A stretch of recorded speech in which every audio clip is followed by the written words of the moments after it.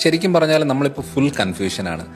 ചിലർ പറയുന്നത് ഇത് നല്ലതാണ്, ചിലർ അത് നല്ലതാണ്, വിറ്റമിൻ ഡി നല്ലതാണ്, ഒമേഗ 3 നല്ലതാണ്, അങ്ങനെ കുറേ പറയാറുണ്ട്. കാൽസ്യം നല്ലതാണ് എന്നൊക്കെ പറയാറുണ്ട്. ശരിക്കും പറഞ്ഞാൽ ഭൂരിഭാഗം ആരോഗ്യ പ്രശ്നങ്ങളിൽ നമുക്ക് വളരെ ടോപ്പിൽ നിൽക്കുന്ന പോഷകം എന്ന് പറയുന്നത് അതിൻ്റെ അളവ് കുറഞ്ഞാലാണ് ഒത്തിരി ബുദ്ധിമുട്ടുണ്ടാകുന്നത്. അതിൽ ഒന്നാണ് വിറ്റമിൻ ഡി എന്ന് പറയുന്നത്.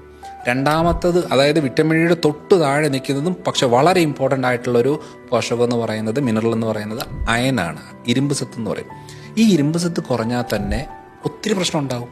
തൈറോയ്ഡ് ബുദ്ധിമുട്ടുകൾ തുടങ്ങും, അതേപോലെ തന്നെ നെഞ്ചിടിപ്പ്, ക്ഷീണം പ്രശ്നങ്ങൾ തുടങ്ങും, മുടി കൊഴിച്ചിൽ നന്നായിട്ടുണ്ടാകും, ഡിപ്രഷൻ്റെ അളവ് കൂടും, പീരിയഡ്സിൻ്റെ ഇറഗുലാരിറ്റി ഉണ്ടാകും.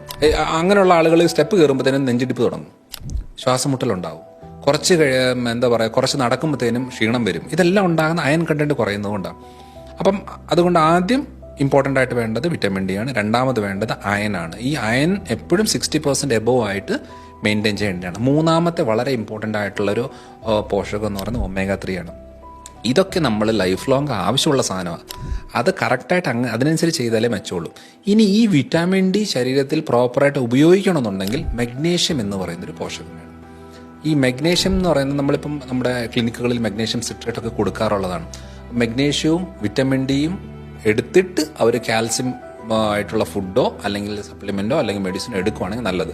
വെറും കാൽസ്യം മാത്രം എടുത്തുകൊണ്ടിരുന്നു കഴിഞ്ഞാൽ രക്തകൊള്ളിനകത്തെ ബ്ലോക്കുകളും കിഡ്നി സ്റ്റോണുകളും ഉപ്പുറ്റിയുടെ അടി വന്ന് അടിഞ്ഞു കൂടുന്നതും പല രീതിയിലുള്ള കാൽസ്യം ഡെപ്പോസിറ്റ് പ്രശ്നങ്ങൾ തുടങ്ങും. സോ അതുകൊണ്ട് നമ്മൾ എടുക്കുമ്പം മെയിനായിട്ടും നമുക്ക് ആവശ്യമുള്ള പോഷകം എന്ന് പറയുന്നത് vitamin D, iron, omega 3, magnesium. ഇത് ഇത്രയും വളരെ ഇമ്പോർട്ടൻ്റ് ആയിട്ടുള്ളതാണ്.